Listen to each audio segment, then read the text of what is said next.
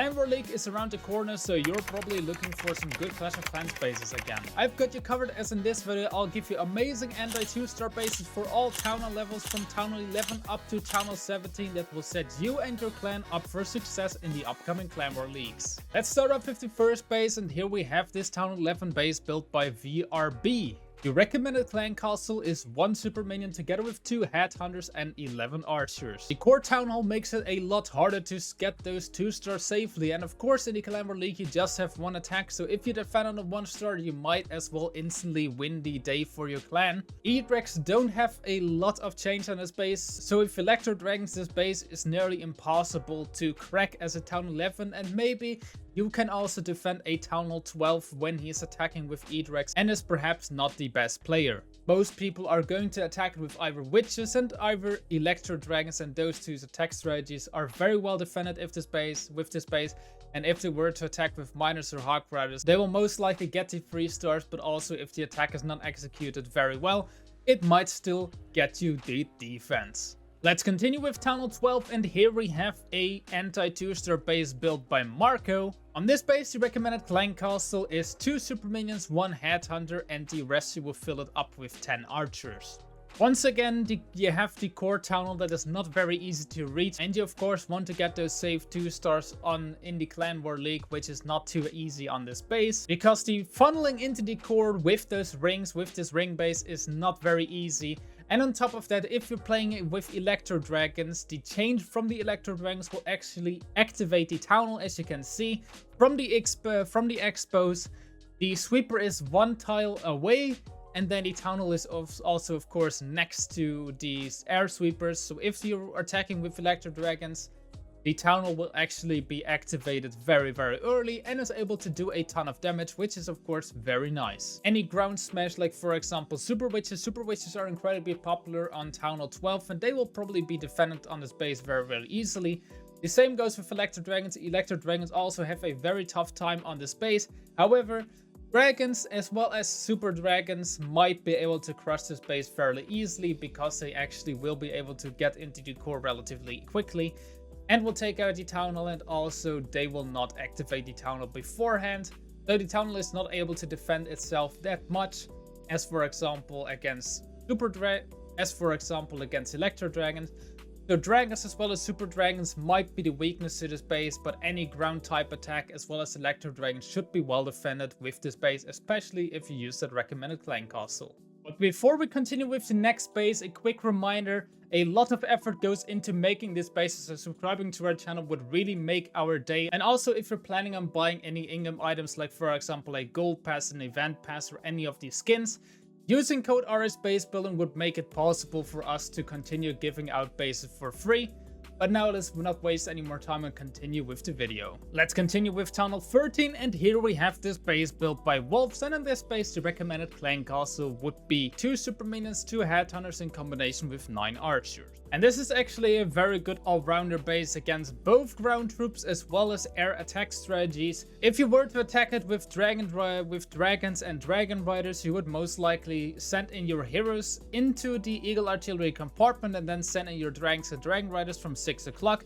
And as you can already see, the NATO is placed perfectly against that Town Hall blimp, and also all of the Tesla are on the back end, the Tesla farmers on the back end of the base, and that is going to hurt your Royal Champion a ton. On top of that, the second attack strategy you will most likely see on this base would be Super Witches, also going in from 6 o'clock. The main way how you are able to defend Super Witches in Town Hall 13 is basically by time failing, and for that we have that new Hero Hall on 3 o'clock to just delay that Warden Walk by a little bit. If the attacker doesn't use any loons to directly target the Eagle Artillery, then the Warden Walk will take a lot of time, and therefore it could time fail, resulting in yet again a defense on Town Hall 13 as well. On Town Hall 14 we have a base built by Ronaldo, and once again we use a damage clan castle, this time with 2 super minions, 2 rocket loons, and then you fill that up with 5 archers. And you can already see on this base, those 3 single Inferno Towers are going to harm a lot of attack strategies, no matter if you're using Super Dragons, Super Witches, or any kind of tanky troop. those Inferno Towers will do a lot of work. As you know, Inferno Towers are a lot weaker to, for example, Lalo attack strategy. So Lalo attack strategy on this base should crush it every single time if done correctly. However, both Dragon attack strategies as well as, for example, Super Bowlers or Super Witches will have a very tough time on this base. Coming up next is Townhall 15, and here we have a base built by Esk. And the recommended clan castle this time would be 2 ice golems, 2 rocket loons, and you fill that up with some archers. And this base is also a very strong base against any kind of attack strategy. It is strong against dragons, it is strong against root fighters, and it is especially strong against the new very dominant royal champion charge, spirit walk, how you want to call it. As you can see, there are a lot of defenses on the outside, just constantly distracting the royal champion. If you were to do a spirit walk or royal champion charge with the new electro boots, it is very hard to get into the core, so also this attack strategy is very well defended on this base. However, you do have to note it could go down with any like dragon spam and prey attack. That's most likely the only way how you will see this base fall in the Clan War League, is with like any type of dragon attack that is just sent in from somewhere with a Townhall blimp, and then just pray, you just spam it in somewhere and you pray for 3 stars. It will fail a ton of times, but it might also get through a few times since it's incredibly hard to defend. But with those 2 single Inferno Towers, it will get you a ton of defenses against root fighters or like electro dragons. You don't even have to try on this base. Though I do very well believe that this base is going to get you a ton of success in the upcoming Clan War League if you were to try it out. On Townhall 16, we of course also need a base, and here we have this base built by Daniel RJ. And here we are going to use a 2 ice golem and 20 archer clan castle. You can already see in the core we have this very nasty rage tower setup with the Townhall with 3 multi inferno towers as well as 2 ricochet cannons. And that is just going to shred a lot of attack strategies, no matter if it's ground or air attacks. And also the pathing into the core with root fighters is incredibly hard, so root fighters are also not too easy on this base. However, you do have to note, if you were to land a fireball somewhere into the core, so like somewhere onto one of those ricochet cannons or multi-inferno towers, this base is most likely crushed. But you first have to get there, but any good warden charge with a fireball in combination with rocket loons is most likely going to shred this base if you land your fireball into the core. But root fighters as well as dragon attacks are really not that easy on this base. And now we already get to Townhall 17, where we actually will have 2 bases.